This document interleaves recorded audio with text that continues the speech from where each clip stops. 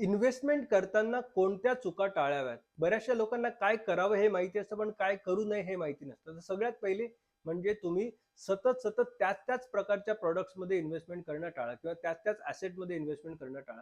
हे सगळं टाळलं पाहिजे. तुमचं ॲसेट अलोकेशन प्रॉपर असलं पाहिजे. म्हणजे तुमच्याकडे गोल्ड, जमीन, फ्लॅट, त्याच्यानंतर इक्विटी, म्युच्युअल फंड्स आणि बँकमधलं इमर्जन्सी फंड ह्याचं सगळ्याचं कॉम्बिनेशन असलं पाहिजे. दुसरं म्हणजे इन्शुरन्सला इन्व्हेस्टमेंट समजणं बंद करा. इन्शुरन्स कम इन्व्हेस्टमेंट प्लॅनमध्ये जेव्हा इन्व्हेस्टमेंट करतात, तेव्हा लॉंग टर्ममध्ये त्याचं अॅन्युअलाइज रिटर्न 4.5 ते 4.5% वर जात नाही. So it is not even beating inflation. तिसरी चूक म्हणजे कुठलेही उद्दिष्ट न ठेवता इन्व्हेस्टमेंट करणे.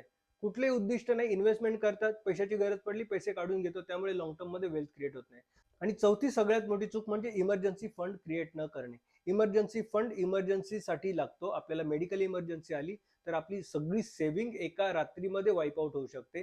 त्यासाठी इमर्जन्सी फंड असेल तर आपली बाकीची सेव्हिंग आणि इन्व्हेस्टमेंट आपल्याला हात लावायची गरज पडणार नाही.